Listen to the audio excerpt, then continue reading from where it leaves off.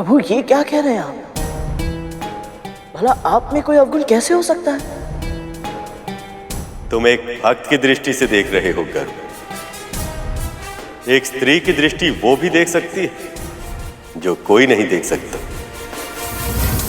और जब उसे अपने जीवन साथी का चयन करना हो तो सर्वश्रेष्ठ से कम कुछ भी स्वीकार करने का प्रश्न ही नहीं उठता। तो फिर ठीक है प्रभु, आज मां के स्वयंवर से यह सिद्ध हो जाएगा कि आपके भीतर ना कोई खोट है ना कोई अवगुण। इस समस्त संसार में आपसे उत्तम पुरुष कोई हो ही नहीं सकता। सर्वश्रेष्ठ है आप। गरुड़ सही कह रहा है प्रभु, आपको चिंता करने की तनिक भी आवश्यकता नहीं है।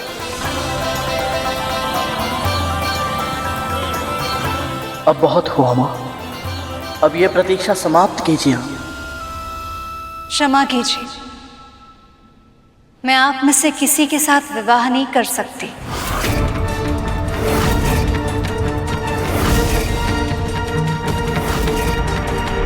अब स्वयंवर में केवल असुर ही बचे हैं। इसका अर्थ यह है कि लक्ष्मी का विवाह किसी असुर से ही होगा। पर क्यों देवी? क्योंकि अभी तक आपने अपने क्रोध पर विजय प्राप्त नहीं किया है, और जिसके मन में विकार हो उन्हें मैं स्वीकार कैसे कर सकती हूँ?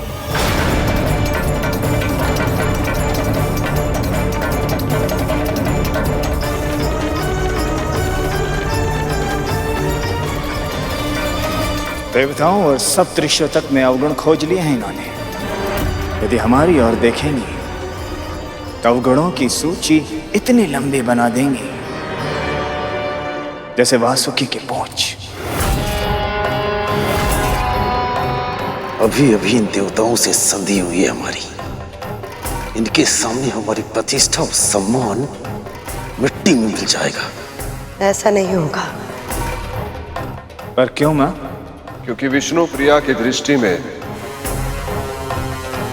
हम इतने अयोग्य हैं कि इन्होंने हम में से किसी की तरफ देखा तक नहीं।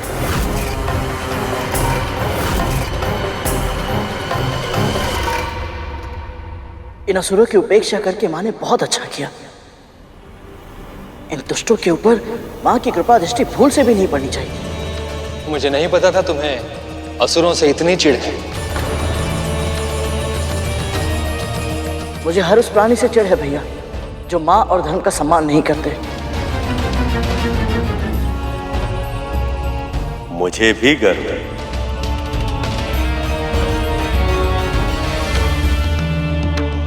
मैं इन देवों, ऋषियों और गंधर्व में से किसी का चुनाव कैसे कर सकती हूँ?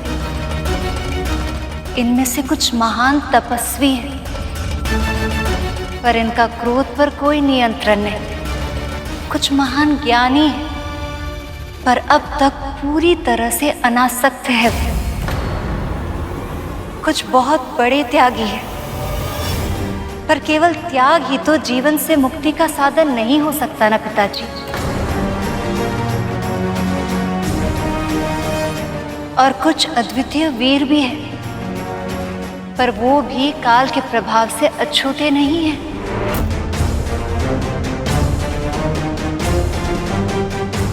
पिताजी, मुझे ऐसा लगता है कि यहाँ ऐसा कोई भी नहीं है जो मेरे पति बनने के योग्य है।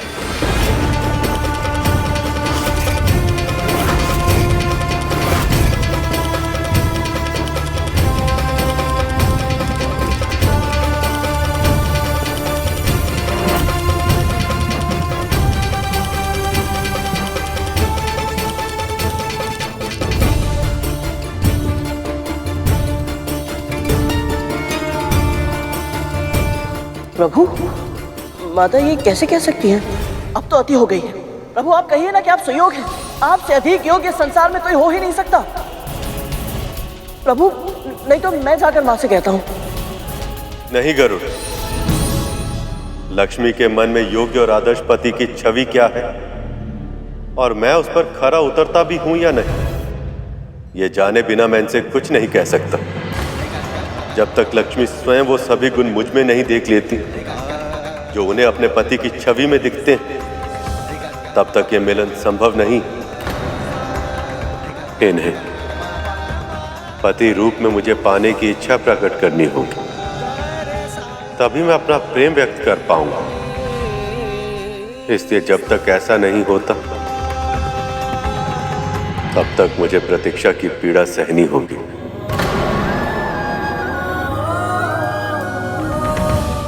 मुझे इसी बात का भय था प्रभु कि ये स्वयंवर आपकी उदासीनता का कारण न बन जाए।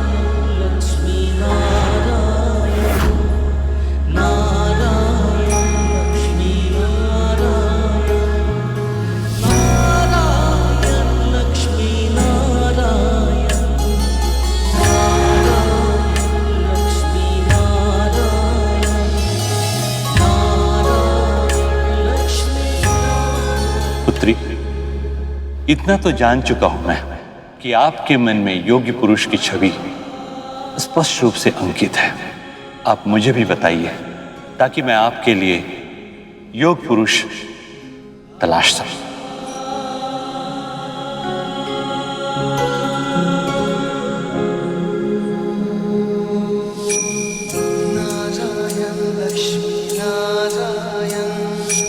हम क्या ढूंढे इस परम ब्रह्म को जो ये सारा संसार चलाए।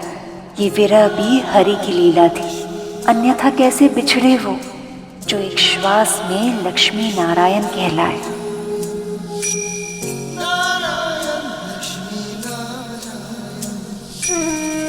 मैं चाहती हूँ जो मेरे सुहाग बने वो सदैव बने रहे। हल्दी कुमकुम का सौभाग्य सदैव बने रहे और मेरे जीवन में कभी भी कोई सौत ना आए, अर्थात मेरे पति किसी अन्य स्त्री से न तो प्रेम करे न विवाह।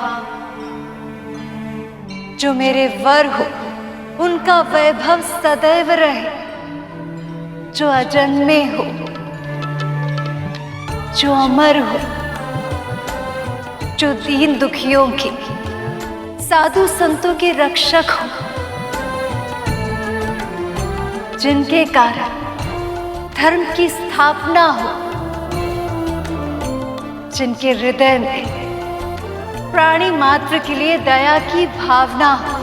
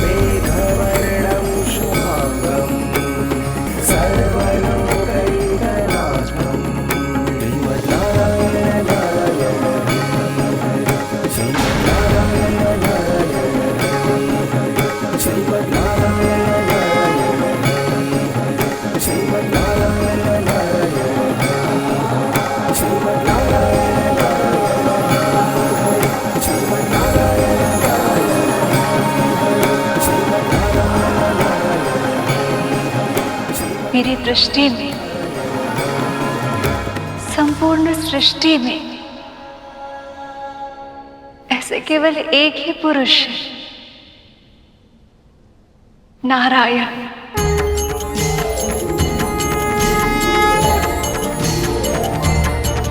लेकिन मैं इनसे ये जानना चाहती हूँ, इनके जीवन में मेरा स्थान कहाँ होगा?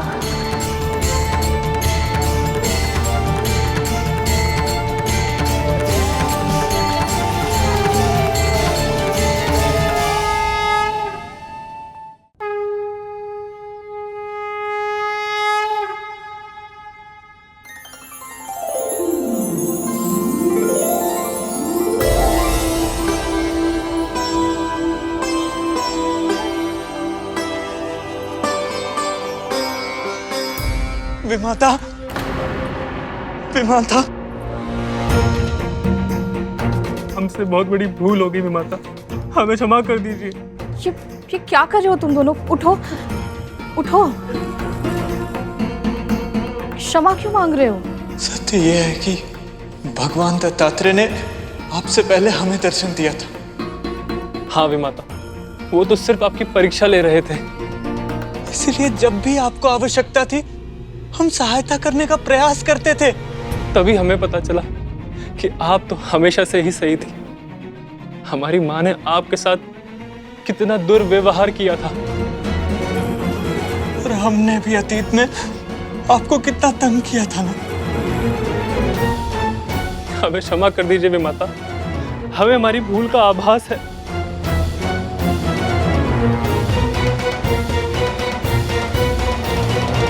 तुम दोनों को क्षमा मांगने की कोई आवश्यकता नहीं है। मैंने कुछ भी स्मरण नहीं रखा और ना ही बुरा माना है। यही तो आपके व्यक्तित्व का अद्भुत गुण है। आप कितनी अच्छी हैं, कितनी दयालु हैं। पर हमारी माँ इस योग्य नहीं कि हम। बस, उनके बारे में कुछ भी बुरा मत बोलो। नहीं विमाता, अब सत्य कहने से हम भयभीत नहीं होंगे। केवल हमें ही ऐसा आभास नहीं हो रहा है, स्वयं भगवान दत्तात्रेय को भी ऐसा ही लगा था। इसलिए तो उन्होंने इस रोग का उपचार स्वयं ही कर दिया। कहना क्या चाहते हो तुम दोनों? अब से जब भी माता आपको सताएगी तो उनके चेहरे पर एक काला धब्बा बन जाएगा। दीदी, रुक जाइए माता। यदि हम ये चाहते हैं हमारी माँ धर्म के पथ पर लौट आए, तो यह आवश्यक है कि उन्हें यह दंड मिले, तभी तो वो अपनी भूल पहचान पाएंगी।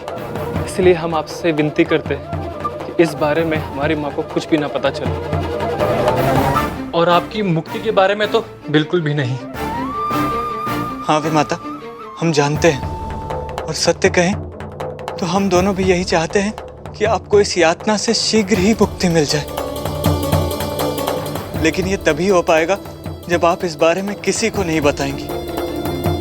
वचन दीजिए भी माता, आप इस बारे में कुछ नहीं कहेंगी।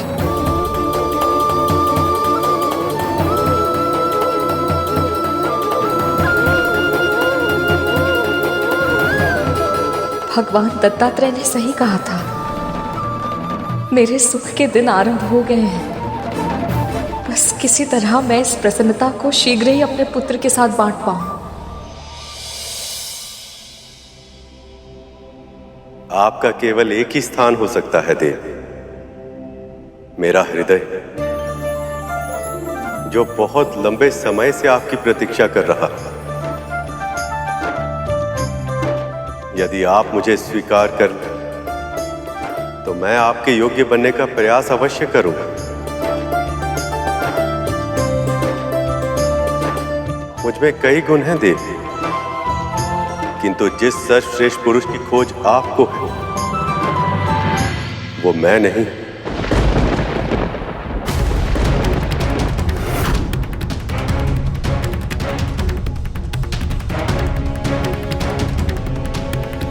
क्योंकि मैं तो सर्वश्रेष्ठ तब तक नहीं बन सकता जब तक आप मेरे साथ ना हो। आपके साथ के बिना मैं अधूरा हूं देवी। आपका साथ ही मुझे पूर्ण बनाता। मेरा उत्साह आपकी मुस्कुराहट से, मेरा बल आपके प्रेम से आपका पति बन मेरा सौभाग्य होगा देवी।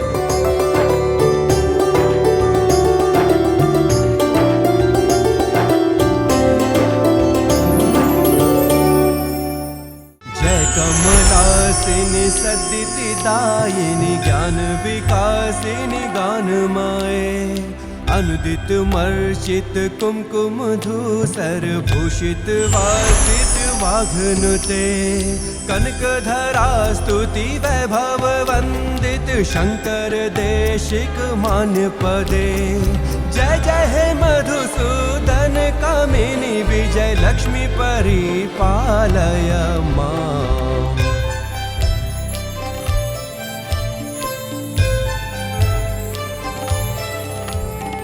प्रणत सुरेश्वरी भारती भार्गवी शोक विनाशिनी रत्नमाए मणिमय भूषित कर्ण विभूषण शांति समावृत हास्य मुखे नवनिधि दायिनी कलिमल हारिणी कामित फल प्रद हस्त युते जय जय हे मधुसूदन कामिनी विद्या लक्ष्मी सदा पालय मां।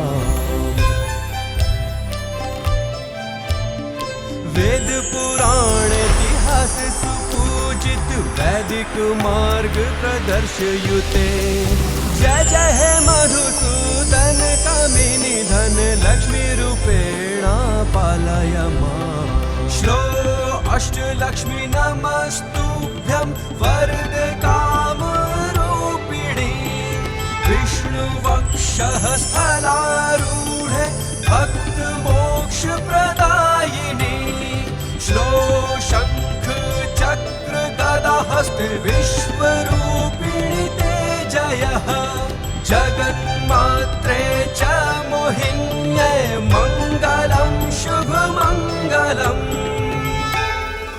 लक्ष्मी नारायण की जय, लक्ष्मी नारायण की जय, लक्ष्मी नारायण की जय, लक्ष्मी नारायण की जय। प्रभु देवी, मेरे दिए हुए श्राप के कारण आप दोनों को वियोग सहना पड़ा। उसके लिए मैं क्षमा प्रार्थी हूं। आपका क्रोध भी कल्याणकारी रहा है महर्षि। यदि आप श्राप नहीं देते तो देवराज इंद्र का अहंकार कैसे टूटता?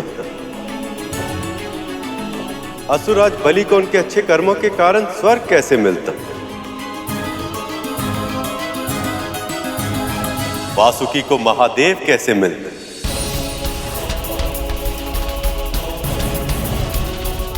और संसार को वो अमृत कैसे मिलता जो शीघ्र ही उन्हें मिलने वाला?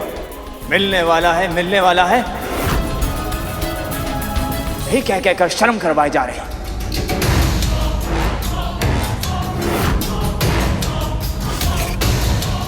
पर मिलेगा कब?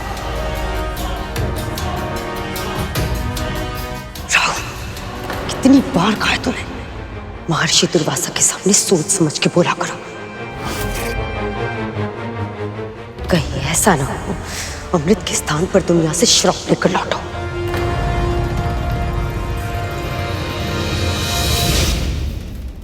देवी, जब आप लौट ही आई हैं तो अपनी कृपा दृष्टि का आशीर्वाद देवताओं को भी दे दीजिए।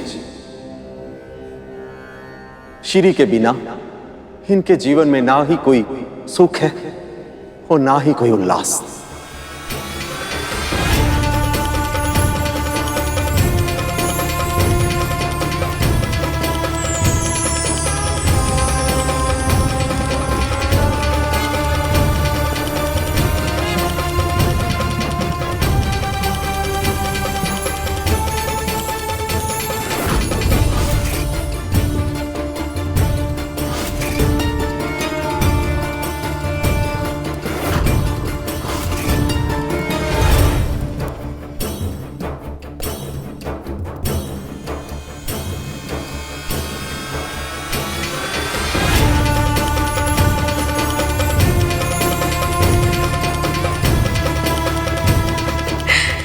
धन्यवाद देवी, अशेष धन्यवाद।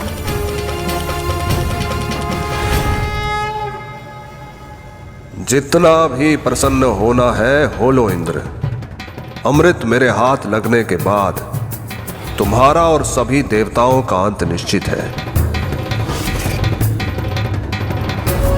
विष्णु ने एक बार फिर से हमारे साथ पक्षपात किया है, किंतु इस बार मैं ये मंथन पूरा होने नहीं दूंगी।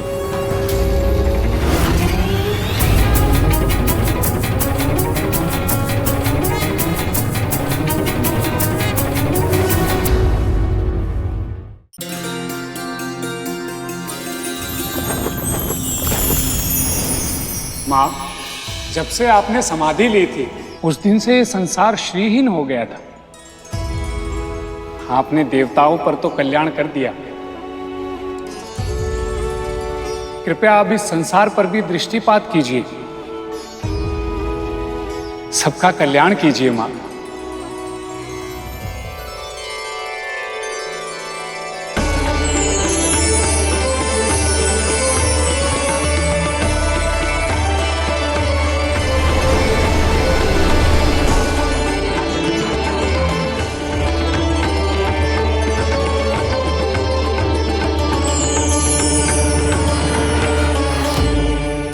विष्णु जी को लक्ष्मी और वासुकी को भगवान शिव मिल गए और देवताओं को उनका वैभव वापस मिला, और हम असुरों को एक टूक भी नहीं देखा।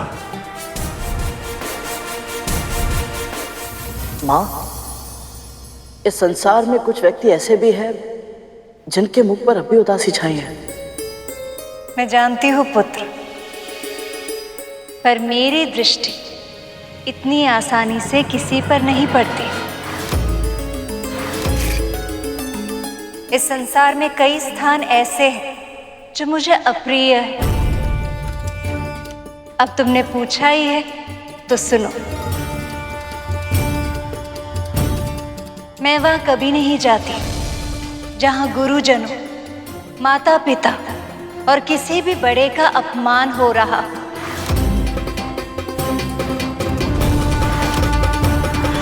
नारद मुनि संसार के सर्वश्रेष्ठ वक्ताओं में से एक हैं। इनके शब्दों के प्रभाव में मत आइए। और जहां दूसरों की धन, संपत्ति, मान, अधिकार, भूमि आदि को हड़प लिया जाता है,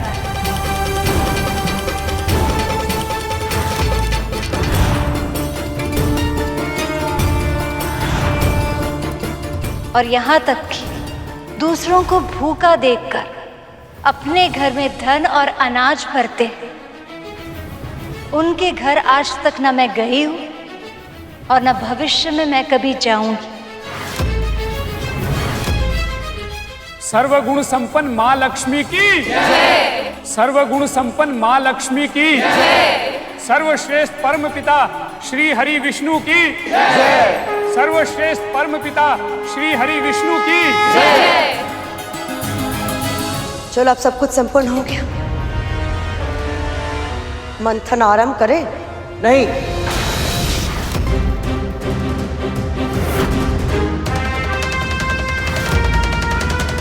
अभी मंथन नहीं हो सकता।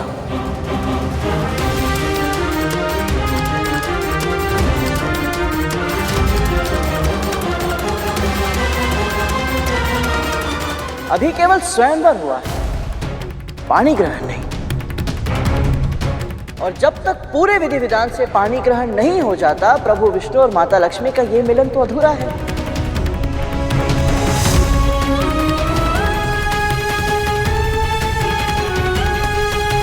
क्यों समुद्रदेव अपनी पुत्री का कन्यादान नहीं करेंगे?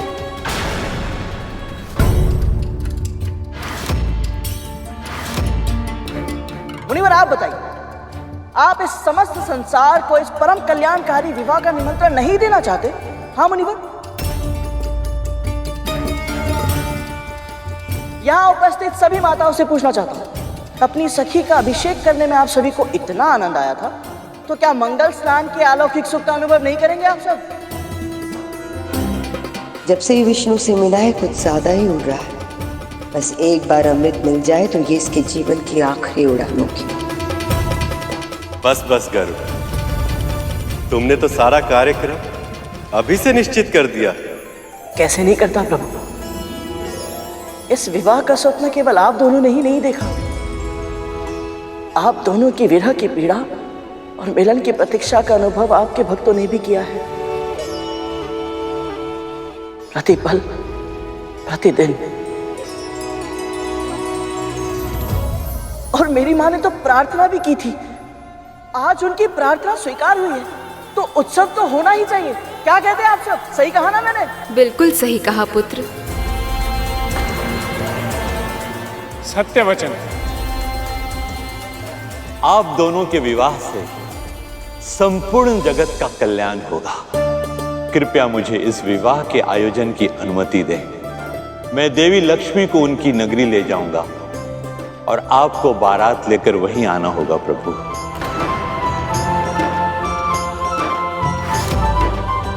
इस विवाह में सभी विष्णु भक्त सम्मिलित होंगे और मेरी माँ भी।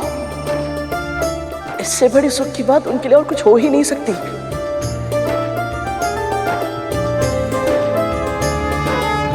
क्या हो रहा है ऐसे?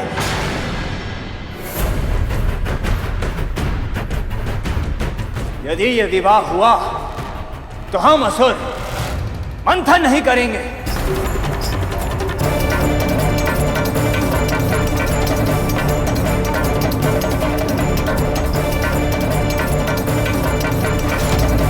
राहु, जानते भी हो तुम क्या कह रहे हो? कोरी धमकियों से कोई लाभ प्राप्त नहीं होगा राहु। अमृत का आना अभी शेष है। सत्य कहा देवराज, अमृत प्रकट होना शेष है अभी। इसलिए आप सब एक दास के कहने पर अपना लक्ष्य भूलने के लिए तैयार हैं। मंथन रोककर विवाह का आयोजन कर रहे हैं आप। परंतु इस विवाह से तो सबका कल्याण होगा पुत्र। क्षमा कीजिएगा विमाता अदिति, पर मुझे संदेह है मंथन से भी अभी तक असुरों का कोई कल्याण नहीं हुआ है। पहले से ही हम वासुकी के मुख की ओर हैं और इसीलिए भीषण दाह सहने पर विवश है। साथ ही हलाहल और अलक्ष्मी जैसे महासंकटों का सामना करने के कारण हमारा विश्वास डगमगाया हुआ है। और ये तो आप जानते हैं विमाता, देवी लक्ष्मी ने हमें एक दृष्टि भर करके देखा तक नहीं। ऐसे में उच्च श्रेवा के अतिरिक्त हमें इस मंथन से मिला ही क्या है? मिला भले ही ना हो असुरराज, पर मिलने वाला तो है। वो तो तब मिलेगा मुनिवर जब मंथन होगा। और यहां तो कुछ अलग ही खिचड़ी पक रही है, इसलिए ध्यान से सुनिए। यदि ये विवाह हुआ तो हम असुर ना ही विवाह में भाग लेंगे और ना ही मंथन में।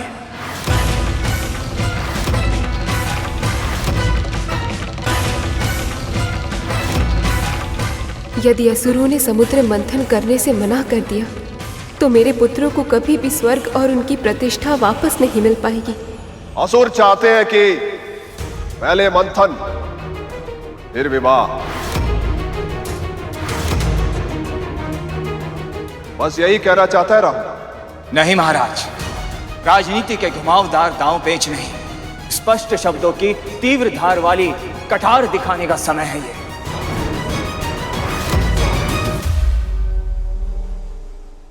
अब हम असुर और तिरस्कार सहन नहीं करेंगे। पहले ये देवता स्वयं चलकर आए थे हमारे पास संधि करने, पर अब हमारी किसी भी इच्छा का सम्मान नहीं हो रहा। सब कुछ बस विष्णु की इच्छा के अनुसार हो रहा है। ये तो सदैव से ही देवताओं का समर्थन करते आ रहे हैं।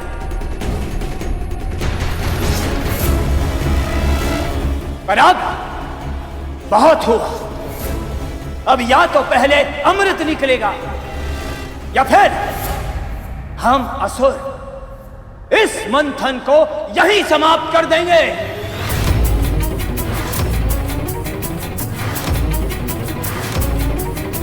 कर दो समाप्त। चाहो तो इस मंथन को इसी क्षण रोक दो और वापस लौट जाओ।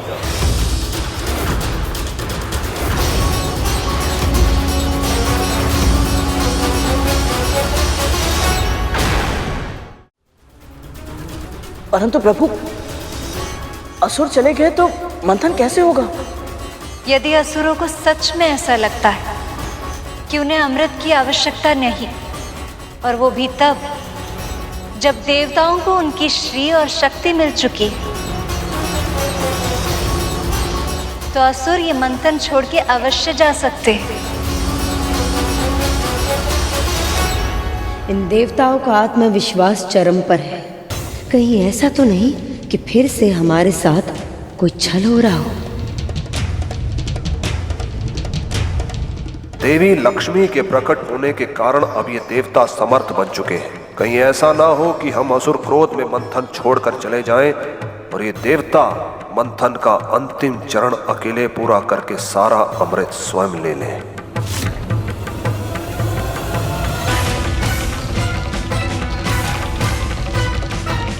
वैसे भी गुरु शुक्राचार्य की आज्ञा न मानकर हमने उन्हें रुष्ट कर दिया है। पता नहीं हमें संजीवनी विद्या का लाभ फिर से मिलेगा या नहीं। जब कोई भी कार्य अपनी इच्छा अनुसार ना हो तो खिन्न होना स्वाभाविक है, पर इसका अर्थ ये नहीं है कि हम असुर अपने वचन से पलट जाएंगे। पर महाराज,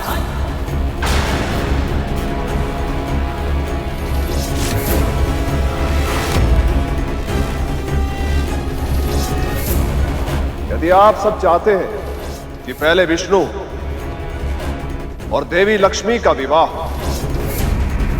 तो हम आपकी इच्छा का सम्मान करेंगे।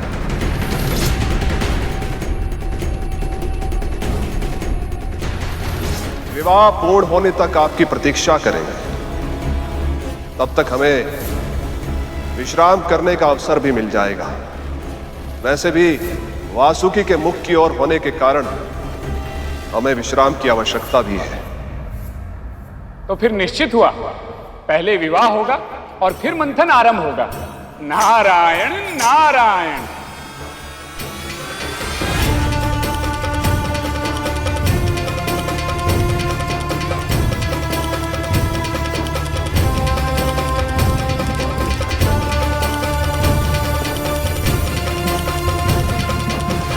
इन असुरों का मस्तिष्क सदैव विपरीत दिशा में ही चलता है क्या? जो कार्य बोलो उसके विपरीत ही करते हैं। मुझे पूरा विश्वास है कि कुछ तो गड़बड़ है, और ये जानने के लिए मैं किसी भी सीमा को पार कर सकता हूं।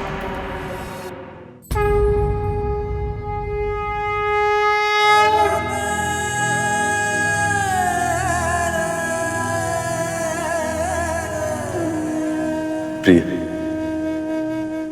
अभी अभी तो लौट कर आई, अब फिर से विरह। हमारा मिलन स्थायी हो पाए, इसके लिए छोटा सा विरह आवश्यक है प्रभु। देखना, इस बार मैं जब वापस लौटूंगी ना, फिर कभी आपसे दूर नहीं होंगी।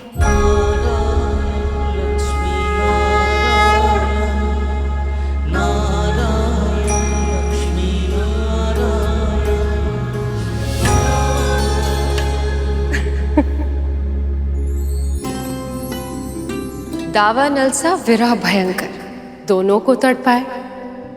विलंब मिलन में आवश्यक है, पर हृदय का ताप बढ़ाए। जानती हूं कितना कठिन है फिर से एक दूसरे से दूर जाना, पर जितनी शीघ्र आप पिता के नगर पहुंचेंगी, उतनी ही शीघ्र विवाह की तैयारियां आरंभ होगी, और उतनी ही शीघ्र आप अपने पति के घर वापस आएंगे। तो अब और विलंब ना करें देवी, चलें।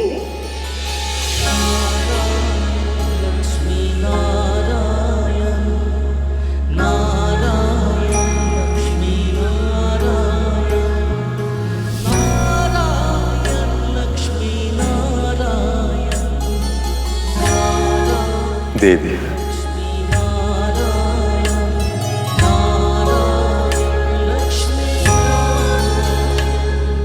इतनी सारी अर्चनों के बाद तो हम दोनों मिले हैं। अब मैं आपको अपनी दृष्टि से एक क्षण भी दूर नहीं कर पाऊंगा। कष्टदायक तो मेरे लिए भी है प्रभु, किंतु हमें एक होने के लिए थोड़े समय का विरह सहना होगा। नमस्ते ब्रह्मचारिणे।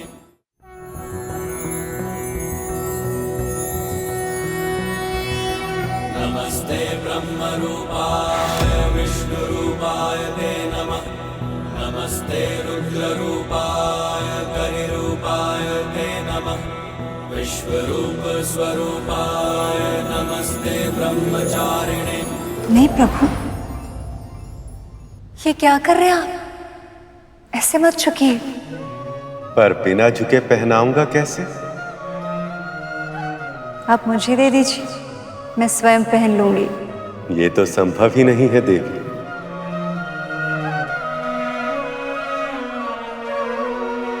जो प्रिय के प्रेम का प्रतीक हो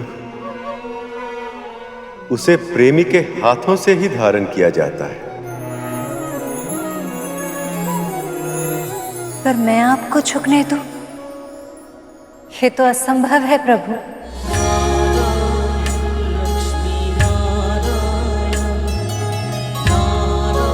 क्षमा कीजिए प्रभु,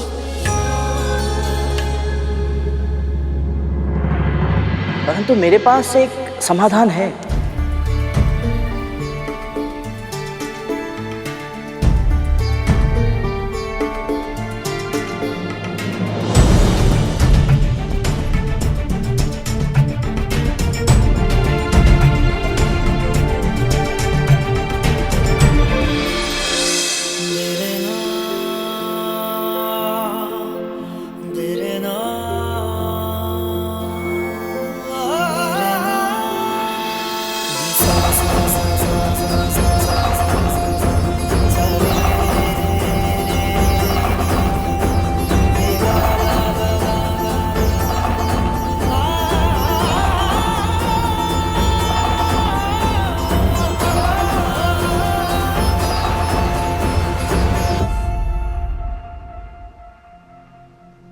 विष्णु काज में लाज। सखी की हिचक को आड़े मत आने दीजिए भैया, पहना दीजिए अपनी प्रिया को पायल।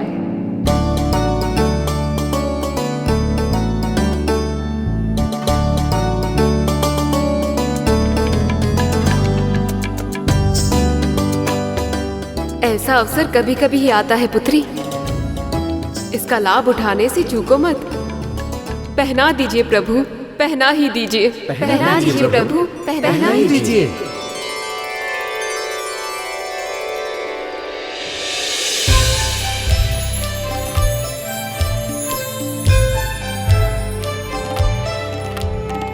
धीमी धीमी धिन धीमी धिन धीमी धिन धीमी दुंदुभी नाद सुपूर्णमय। घुम घुम घुम घुम घुम घुम घुम घुम शंख निनाद सुवाघनुते। वेद पुराण इतिहास सुपूजित वैदिक मार्ग प्रदर्शयुते। जय जय हे मधुसूदन कामिनी धन लक्ष्मी रूपेणा पालय मां। श्लो अष्टलक्ष्मी नमस्तुभ्यं वरद काम रूपिणी। विष्णु वक्षः स्थलारूढ़ भक्त मोक्ष प्रदायिनी। माँ के पद छिनने वाला ये पात्र स्मृति चिन्ह के रूप में सदैव अपने पास रखूंगा। माँ आज्ञा है ना?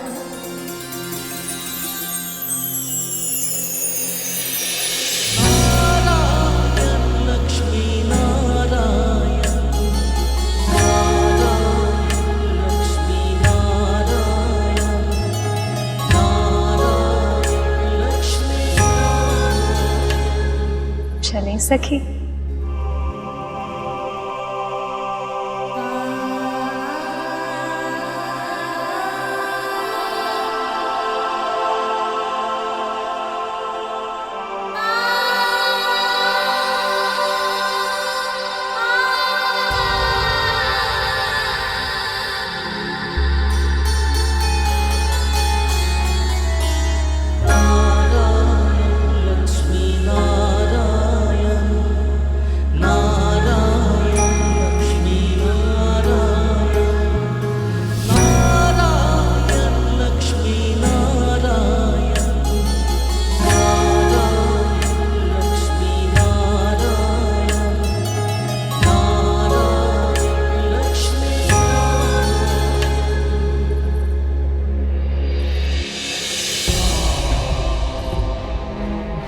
कितना अटूट प्रेम है इनमें, ये जानते हुए भी कि ये बिछो पुनर्मिलन के लिए ही है।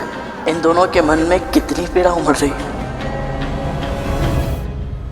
मैं तो कहता हूं हमें इस विवाह का बहिष्कार करना चाहिए मां। वैसे भी ये विष्णु सदैव हम असुरों के शत्रु रहे हैं और हम इनके विवाह में सम्मिलित हो असंभव है ये।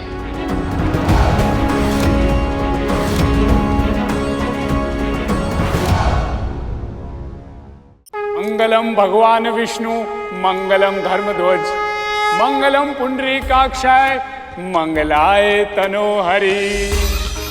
परम प्रभु और प्रभु प्रिया के गठबंधन की बेला आई। पाणी ग्रहण है हरि लक्ष्मी का, सबको बहुत बहुत बधाई। इस महाकल्याण का साक्षी बन हर जीव परम सुख पाएगा, पाप कटेंगे और इहलोक के साथ साथ परलोक भी तर कर जाएगा। नारायण नारायण।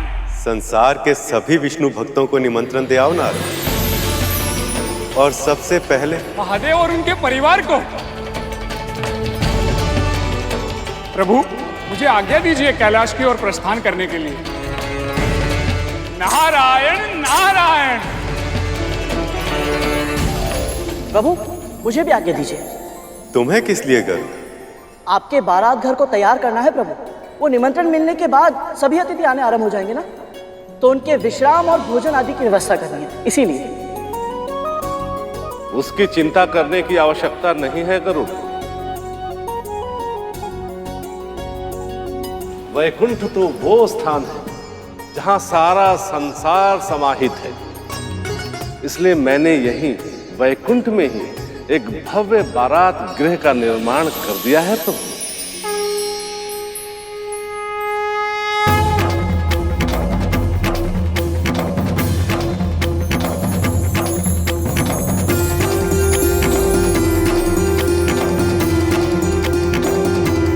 बहुत ही सुंदर महल है प्रभु।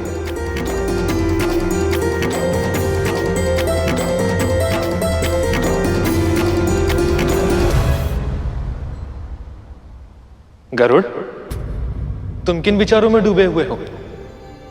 तुम्हें यह महल सुंदर नहीं लगा क्या? नहीं नहीं भैया, सुंदर है, बहुत सुंदर है। पर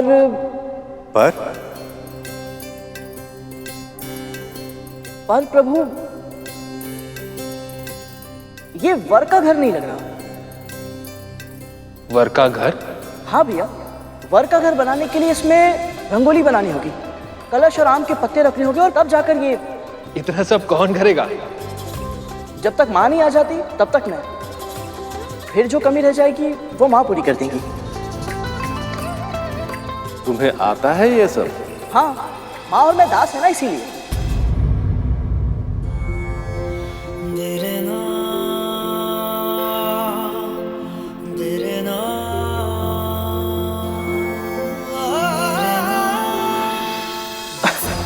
देखिए, दास होने का कुछ तो लाभ हो। माँ को देखते देखते ये सब मैं कब सीख गया पता ही नहीं चला। अब बातों का समय नहीं है, मुझे बहुत तैयारियां करनी है। ये सारे कार्य समाप्त करके मुझे माँ को भी लेने जाना है, अन्यथा निमंत्रण मिलने के बाद भी वो इतने सारे लोग पार करके यहाँ कैसे पहुँच पाएंगी। प्रभु मुझे आज्ञा दीजिए, मैं तैयारी करने जाता हूँ। प्रभु मैं इसकी सहायता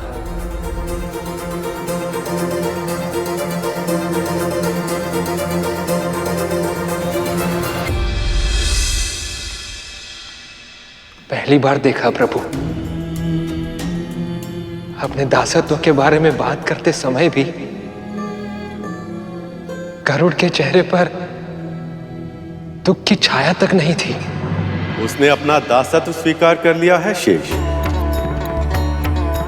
यही तो होता है अपनी स्थिति बदलने के प्रयास का पहला चरण। गुरु दत्तात्रेय का आशीर्वाद व्यर्थ नहीं जाएगा। अभी तो इनके जीवन में सुख का बस आरंभ हुआ है। गरुड़ और देवी विंता, इन दोनों को बहुत शीघ्र ही दासत्व से मुक्ति मिल जाएगी।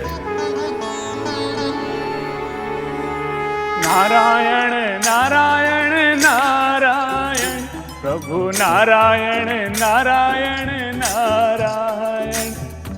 स्वामी नारायण नारायण नारायण।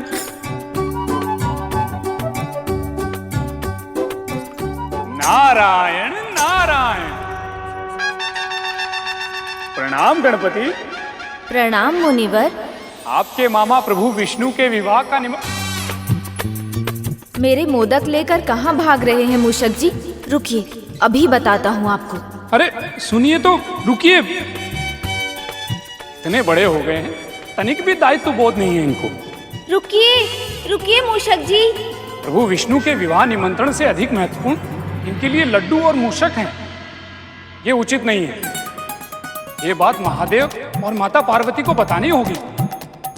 डांट पड़ेगी तभी इन्हें भूल का आभास होगा।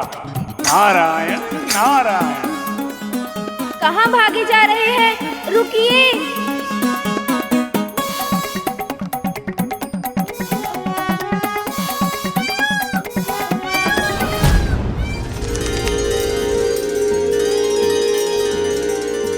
अरे कार्तिकेय,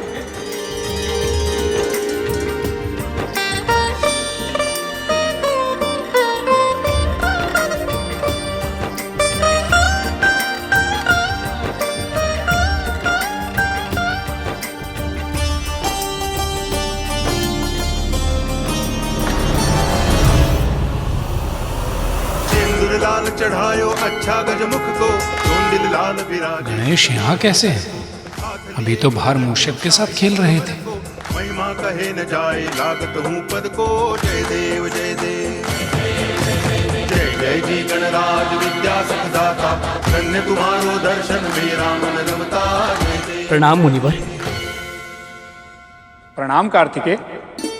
आपके दर्शन करके मन प्रसन्न हो गया। कहिए, क्या आज्ञा है? आज्ञा नहीं, अनुरोध है कार्तिकेय। परम प्रभु और प्रभु प्रिया के गठबंधन की बेला आई। वाणी ग्रहण है हरि लक्ष्मी का, सबको बहुत बहुत बधाई। सपरिवार निमंत्रण देने आया हूँ, आप विशेषकर आमंत्रित हैं। सम्मिलित अवश्य हो, प्रसन्नता बांटे, बस यही अपेक्षित है। नारायण नारायण। आपको अनुरोध करने की कोई आवश्यकता नहीं है मुनिवर, मैं अवश्य आऊंगा। निमंत्रण स्वयं देने के लिए धन्यवाद। केवल निमंत्रण ही देने आए थे मुनिवर, या फिर किसी को डांट पड़वाने की इच्छा भी थी मन में?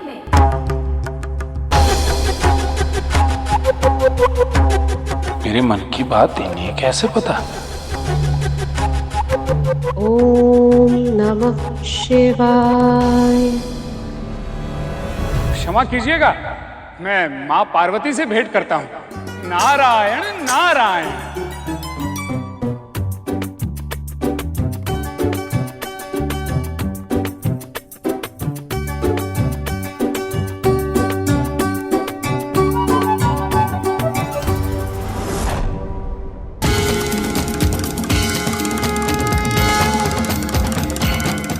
गणेश यहाँ भी? अभी तो कार्तिकेय के साथ थे, तो फिर माँ के साथ कैसे? ऐसे तुम महाराज मोह को अति भावे, गोसावी नंदन निच दिन गुण गावे। अरे मुनिवर आप? अब प्रणाम माँ।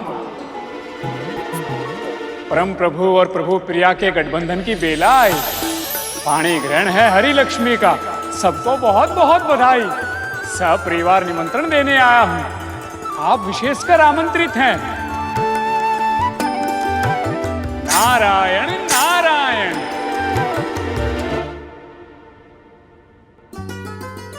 पर आप ऐसे क्यों देख रहे थे मुनिवर, जैसे यहाँ कोई ऐसा भी है जिसे यहाँ नहीं होना चाहिए?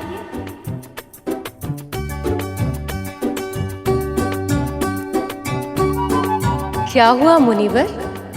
क्षमा कीजिएगा माँ, अब मैं महादेव के दर्शन करके आता हूँ।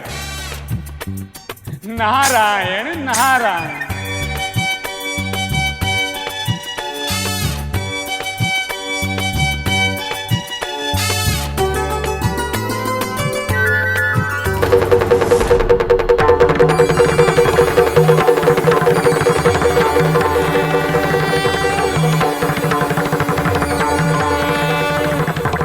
ये क्या रहा है? यहाँ भी गणेश, वहां भी गणेश, जहां देखो वहीं गणेश। ये कैसे संभव है?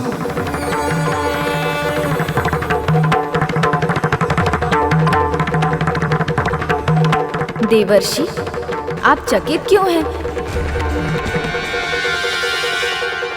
अपने पिताश्री के साथ आनंद के कुछ पल तो व्यतीत कर ही सकता हूँ मैं, है ना?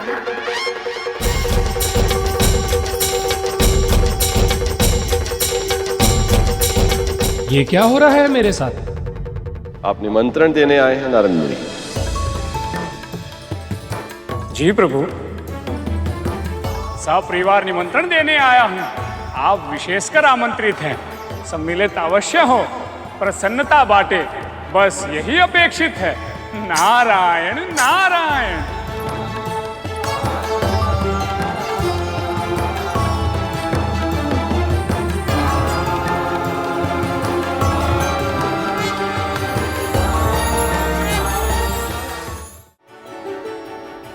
मेरे सखा का विवाह और हम उपस्थित ना हो, ये संभव नहीं है देवऋषि।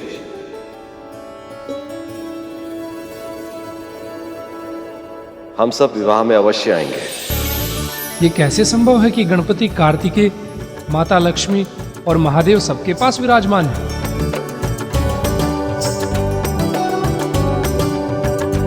इतने हर्ष का अवसर है, परंतु आप किसी विशेष विचार में खोए हुए हैं। बात क्या है मुनिवर? मां, जब से यहाँ आया हूँ मुझे हर ओर गणेश दिखाई दे रहे हैं। कभी मूषक के साथ खेलते हुए, कभी कार्तिकेय का हाथ बटाते हुए, कभी माँ के साथ पूजा करते हुए और कभी पिता के साथ डमरू वादन का अभ्यास करते हुए।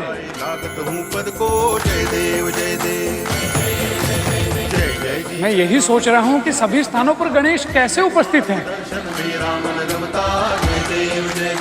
और इन सब में से वास्तविक गणेश कौन से हैं?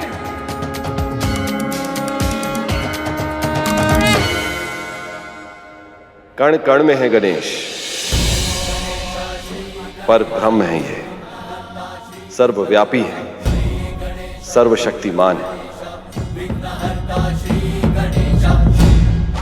यदि फिर भी आपको इनके भिन्न दर्शन करने हो तो आप वहां कंदरा में चले जाइए। आपकी सभी इच्छा पूर्ण होगी।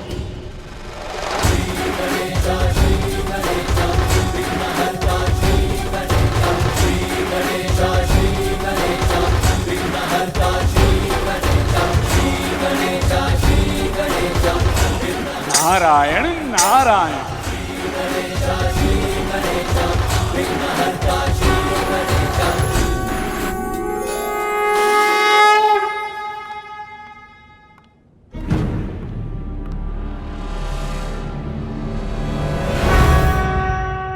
यहाँ भी तो वही गणेश है।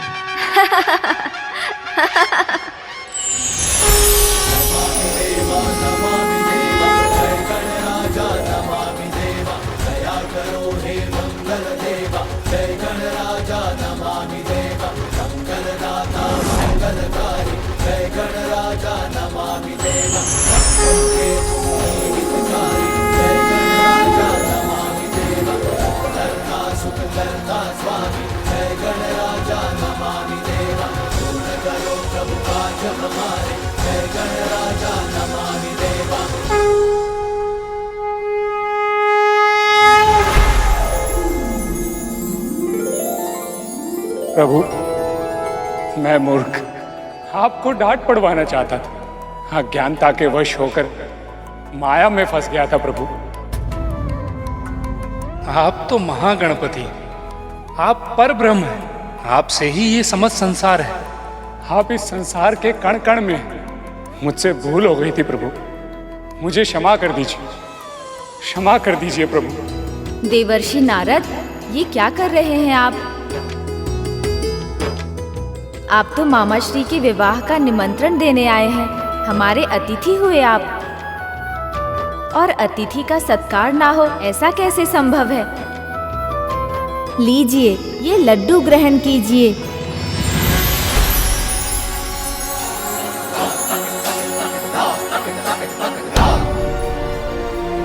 इसका अर्थ है कि आपने निमंत्रण स्वीकार कर लिया और मुझे क्षमा कर दिया। मेरे मामा श्री का विवाह है देवर्षि, चाहे कुछ भी क्यों ना हो जाए, मैं हर्ष और उल्लास के इस अद्भुत उत्सव में सम्मिलित अवश्य होऊंगा। आज ही मूषक जी के साथ वैकुंठ के लिए प्रस्थान करूंगा मैं। धन्यवाद प्रभु, आप धन्य हो, आप धन्य हो प्रभु। प्रभु, अब मुझे आज्ञा दीजिए। नारायण नारायण। प्रभु, इतने विशाल और स्थूल काया के स्वामी प्रभु गणेश को लेकर मैं वैकुंठ तक कैसे जाऊंगा? विवाह के मोदक खाने से पहले ही कहीं यमलोक से बुलावा न आ जाए। कोई और युक्ति लगा मूषक, कोई और उपाय ढूंढ ताकि तेरे प्रभु को कोई और लेकर चला जाए और तू बच जाए।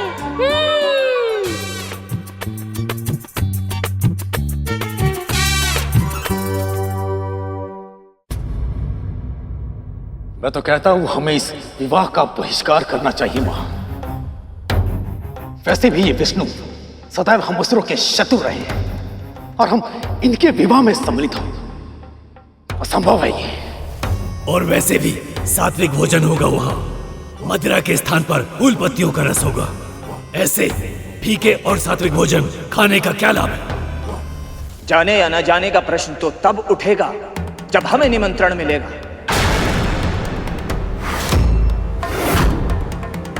क्यों नहीं मिलेगा निमंत्रण? निमंत्रण मिलना चाहिए।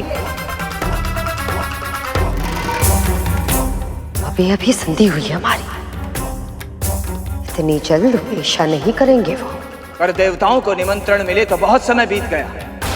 महादेव शिव शंकर के परिवार को निमंत्रित करने के बाद सीधा उन्हीं के पास गए थे मुनिवर, और अब तक तो वो सब वैकुंठ भी पहुंच गए होंगे। पर तुम्हें कैसे पता रहा? आपको तो ज्ञात ही है भ्राताश्री, मेरा एक भाग देवताओं के भेद लेने का प्रयास सदैव ही करता रहता है।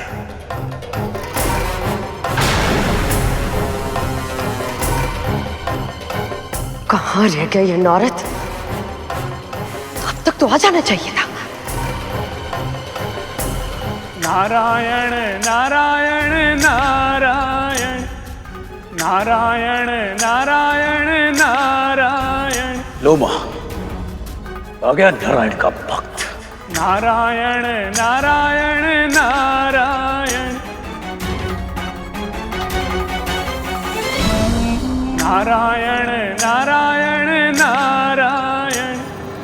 कश्यप की पत्नी होने के नाते मुझे और मेरे पुत्रों को निमंत्रण अवश्य मिलेगा।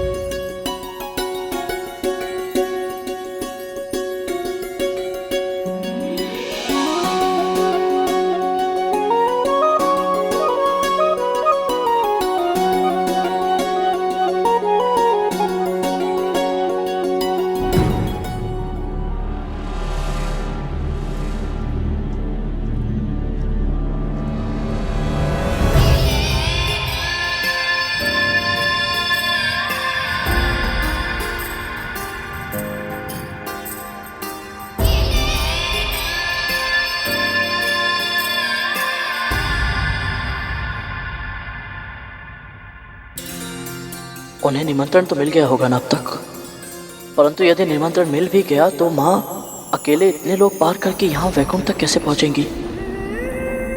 मुझे ये सब कार्य शीघ्र समाप्त करके उन्हें स्वयं लेने जाना ही होगा। आपको क्या लगता है प्रभु, क्या विंता माँ इस समारोह में सम्मिलित हो पाएंगी? क्योंकि जहां तक मैं अपनी माँ को जानता हूं, वो कभी नहीं चाहेंगी कि विंता माँ को उनके समान प्रतिष्ठा प्राप्त हो। स्थिति अब पहले से नहीं है शेष। अब गुरु दत्तात्रेय ने विंता के मन में आशा का बीज बो दिया।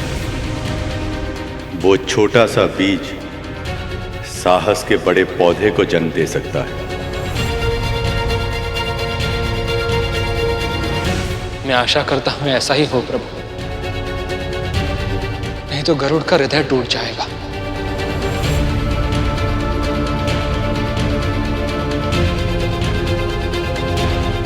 जितना प्रसन्न वो अभी है उससे अधिक दुखी हो जाएगा वो।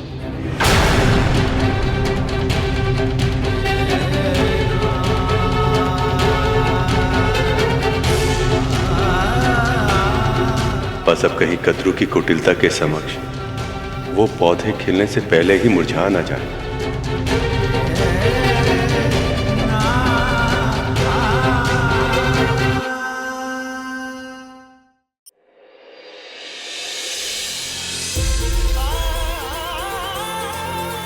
बस माँ यहाँ पहुँच जाए तो फिर अपने हाथों के बने लड्डू खिलाऊंगा मैं।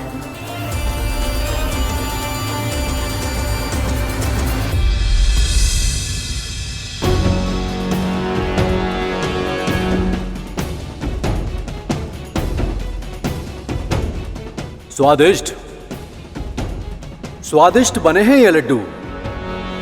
अरे वाह, स्वादिष्ट लड्डू।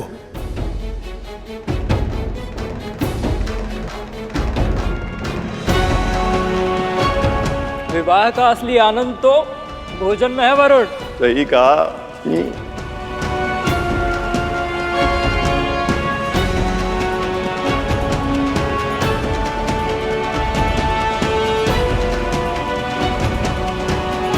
गरुड़, थोड़े और बना दो ना। तुम तो जानते ही हो कि मंथन के बाद कितने थक गए हैं हम। क्यों देवताओं? सही कहा देवराज। अभी बना दो देवराज।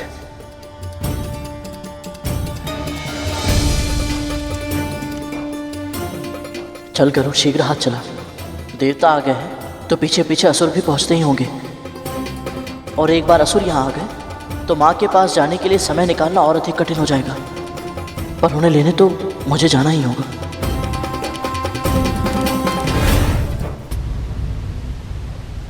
नारायण नारायण नारायण नारायण। नारद के स्वर से लग रहा है कि वो लौट रहे हैं बिना हमें निमंत्रण दिए हुए।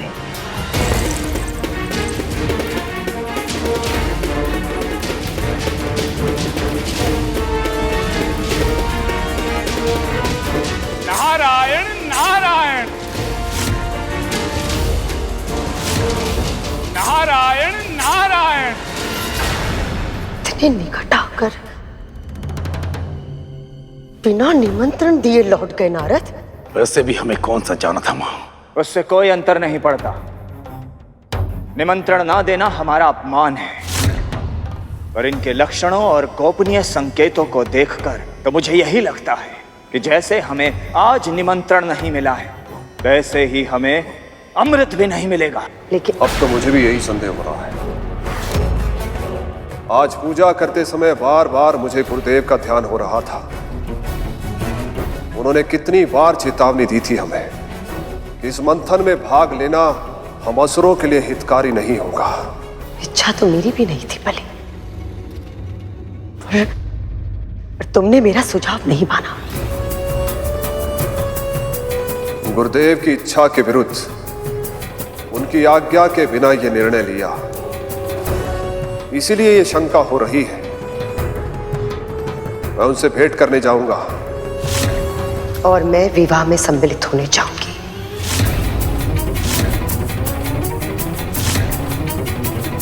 महर्षि कश्यप की पत्नी होने के नाते बिना निमंत्रण जाने का अधिकार है मेरा।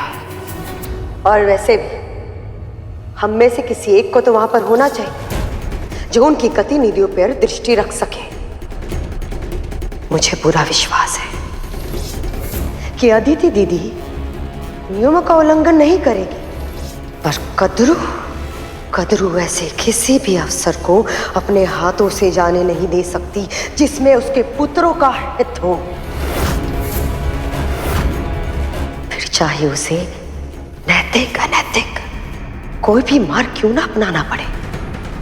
और वो विंता का पुत्र गरुड़, वो भी तो विष्णु के बहुत निकट आ गया है। मैं नहीं चाहती कि ये सब कोई योजना बनाकर हमारे साथ छल कर दे और अमृत पाने का अधिकार हमसे छीन ले।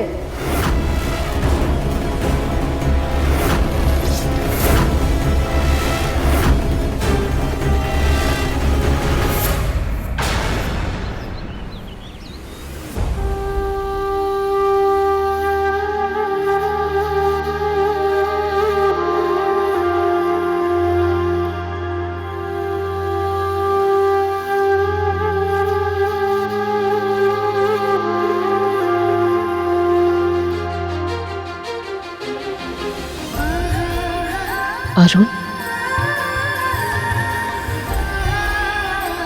आज ओस की इन बूंदों में खारापन नहीं मिठास है। नारायण नारायण।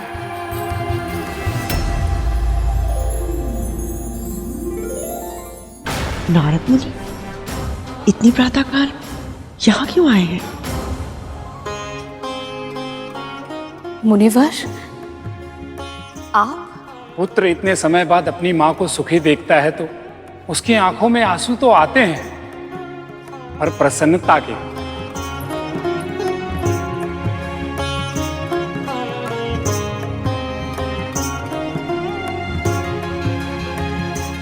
ओस का ये जल कभी खारा ना हो, आपके और आपके पुत्रों की आंखों में दुख आंसू बनकर कभी ना छलके।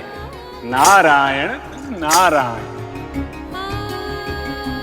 मुनिवर, आइए ना, भीतर आइए, पधारिए। माँ बेटे सदा एक ही काम करते हैं, बस आशीर्वाद बटोरते रहते हैं। अब आशीर्वाद के लिए नारद जी के सामने स्वांग करेगी वो।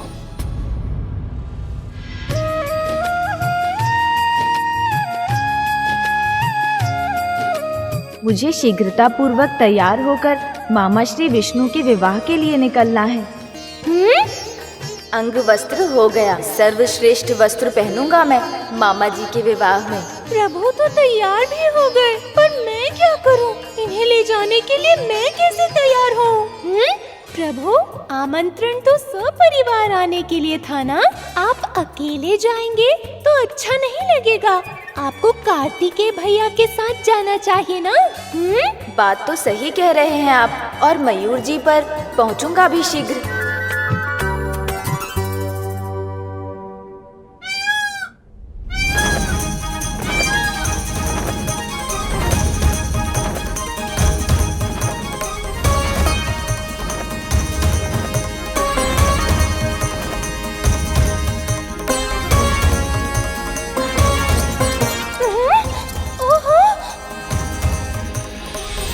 कार्तिकेय भैया तो मामा श्री विष्णु के विवाह में चले गए, अब मैं कैसे जाऊंगा? प्रभु, माँ के साथ जाइए। आप साथ रहेंगे तो उनकी सुविधा का ध्यान रख पाएंगे। सुझाव तो ये भी अच्छा है। माँ, माँ। ओहो, माँ तो पहले ही चली गई मामा श्री विष्णु के विवाह में। स्त्रियों के बिना किसी भी उत्सव की शोभा ही नहीं होती प्रभु, इसीलिए तो विवाह जैसे उत्सवों में स्त्रियां सबसे पहले जाती हैं। प्रभु, बहुत ही उत्तम विचार आया है मस्तिष्क में। आप महादेव के साथ चले जाइए, नंदी भैया ले जा रहे होंगे उन्हें। पिताश्री से पूछने का साहस नहीं है मुझ में, आप पूछिए। आपका उनके साथ न जाना मेरे लिए समस्या बन जाएगा, इसलिए ये आवश्यक है कि उनके जाने से पहले मैं उनके पास जाऊं।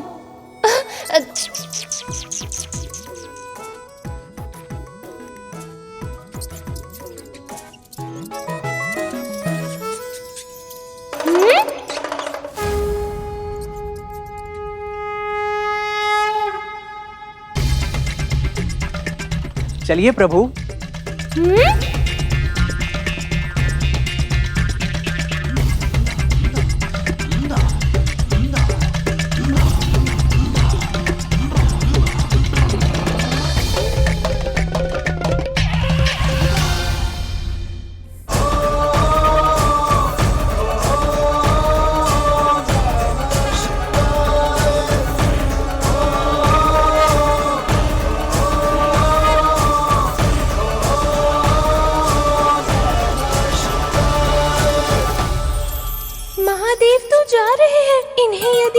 रोका तो कदाचित मुझ पर ही क्रोधित न हो जाए प्रभु।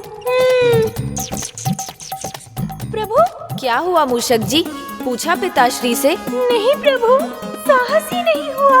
सब जा चुके हैं मामा श्री विष्णु के विवाह के लिए, अब हमें भी चलना चाहिए मूषक जी। प्रभु, अब मुझे ही आपको मामा श्री विष्णु के विवाह में ले जाना पड़ेगा।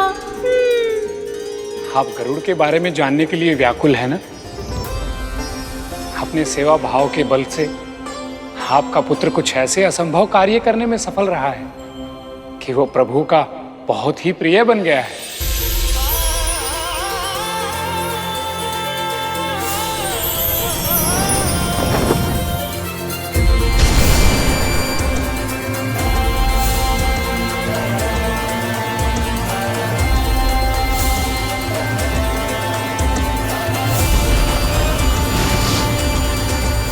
बस मुनिवर,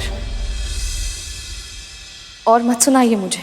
पर अपने पुत्र की सफलता की कथाएं सुनने का एक माँ का परम ध्येय होता है। फिर आप क्यों?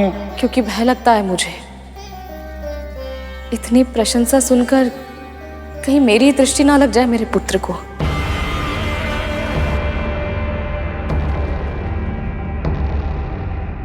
अपने मन से यह भ्रम निकाल दीजिए देवी विंता।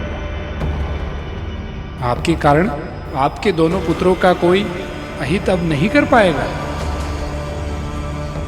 नारद मुनि मेरे महल में आने की जगह पर इस दासी की कुटिया में क्यों गए? गुरु दत्तात्रेय ने जो आपको आशीर्वाद दिया था वो अवश्य ही फलीभूत होगा।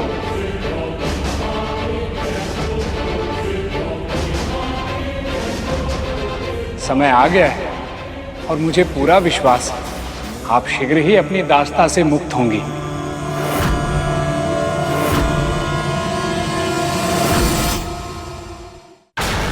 ऐसे रिक्त हाथ से जाएंगी, कहीं उत्तम अवसर खो ना दें आप। ये लेते जाइए माँ, और यदि आप सही समझे तो मुनि नारद के इससे पांव धोकर पखार दीजिएगा।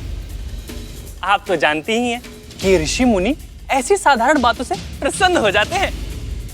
अब सोचने में समय व्यर्थ मत कीजिए, या तो ये कार्य विंता माता करती हैं, नहीं तो गरुड़। पर हमारा मानना है माँ कि इस बार ये कार्य आप पहले करके मुनि नारद का आशीर्वाद प्राप्त कर ही लीजिए।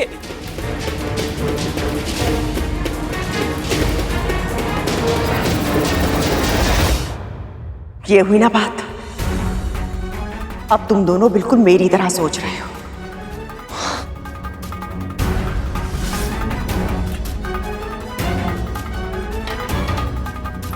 हमें तो बस अब एक ही आशीर्वाद चाहिए माँ, कि अब हमारी सोच आपके समान कभी ना हो। मुझे भगवान दत्तात्रेय के दर्शन मिल गए, मेरे लिए तो बस यही पर्याप्त है मुनिवर। नारायण नारायण।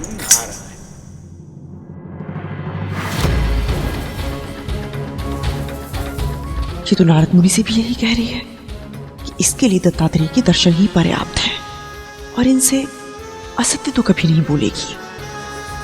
इसका अर्थ है कि इसे सच में दत्तात्रेय से कोई आशीर्वाद नहीं मिला। इससे अधिक अमहत्वाकांक्षी स्त्री कोई नहीं देखी मैंने, और इसका पुत्र है ये सफलता प्राप्त करता ही जा रहा है।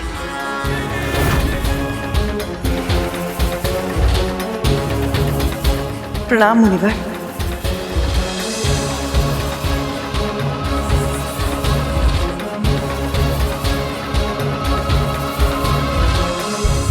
कृपया मुझे अपने पांव पखारने का सौभाग्य प्रदान करें। जो कार्य पूरे मन से ना किया जाए उसका फल नहीं मिलता देवी कद्रू।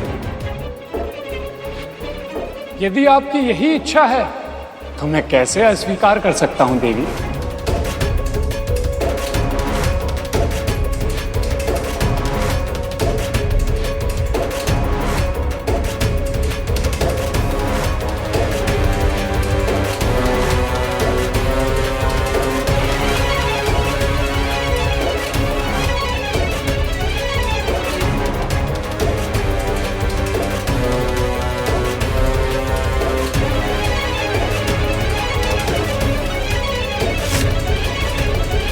ये आपके मुख पर धब्बा कैसा है देवी?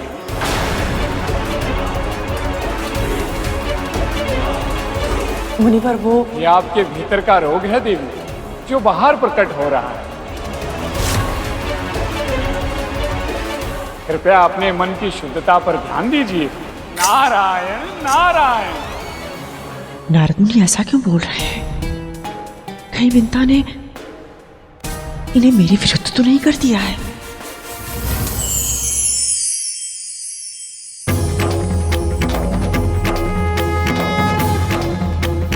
भगवान महादेव और उनके परिवार का विवाह घर में स्वागत है।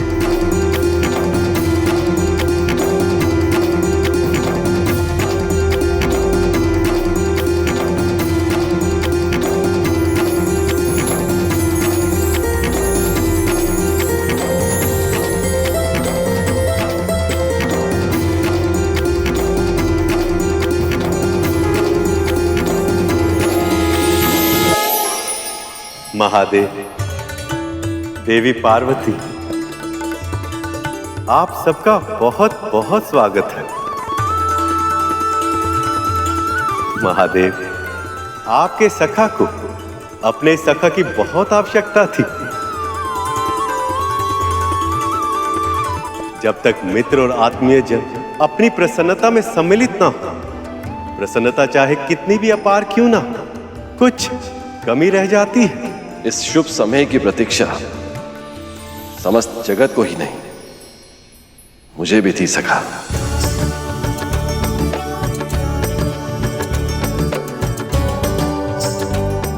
आपकी विवाह की सूचना प्राप्त होते ही मुझसे एक क्षण भी रुका नहीं गया। प्रणाम मामा जी, विवाह की बहुत बहुत बधाई आपको। कार्तिकेय, तुम्हारा स्वागत है पुत्र। अब तुम आ गए हो तो वैकुंठ में भी उल्लास का रंग चढ़ जाएगा।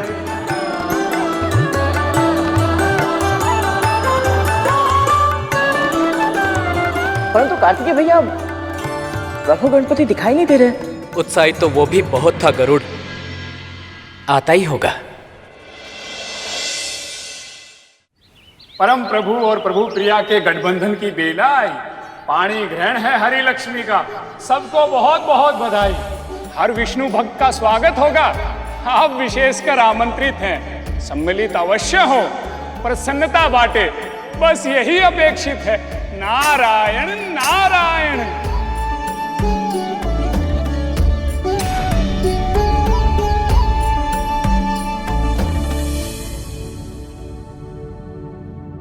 इतने शुभ अवसर पर आंसू क्यों बहा रही हो तुम? ये तो प्रसन्नता के आंसू हैं दीदी। आप नहीं जानती, गरुड़ और मैं कब से इस क्षण की प्रतीक्षा कर रहे थे। जब से वो लौटा था, उसके मन में बस एक ही इच्छा थी कि वो माँ लक्ष्मी के दर्शन कर पाए। और उसकी ये इच्छा पूरी भी हुई।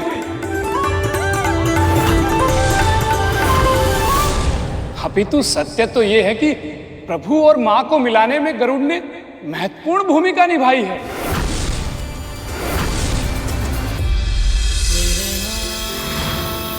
जब मैं इसे लेकर प्रभु के पास पहुंचूंगा तो वो कितने प्रसन्न हो जाएंगे। निर्जीव होते हुए भी पायल उनके अधरों पर आशा का, आंखों में भविष्य की झांकी का और हृदय में संकल्प का संचार कर देगी। उनका मन विश्वास से भर उठेगा और उनका आत्मबल और भी प्रखर हो जाएगा। गरुड़ के कारण ही तो आज पूरा संसार प्रभु विष्णु और माँ लक्ष्मी के विवाह का साक्षी हो पाएगा। नारायण नारायण। मैं कृतार्थ हो गई मुनिवर। मेरे पुत्र ने जो किया है, उससे अधिक गर्व की बात एक माँ के लिए और क्या हो सकती है।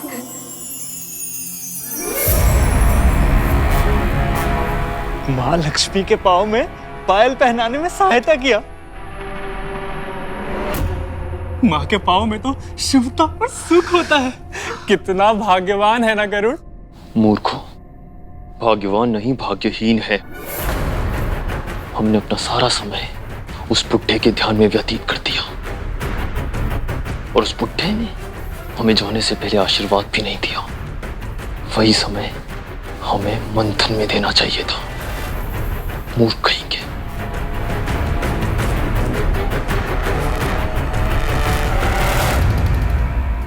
अब आप सब विवाह में जाने की तैयारी कीजिए, और वो भी सपरिवार। मैं चलता हूं। नारायण नारायण। गरुड़ के कारण मुझे परम पिता, परम प्रभु नारायण और माँ लक्ष्मी के दर्शन होंगे, और मैं अपने पुत्र अरुण से भी मिल पाऊंगी। भूल मत कि तू एक दासी है विंता, और दासी अपनी स्वामिनी की आज्ञा के बिना कहीं नहीं जा सकती है। ठीक है, मैं भी देखती हूं तू कैसे विवाह में जाएगी।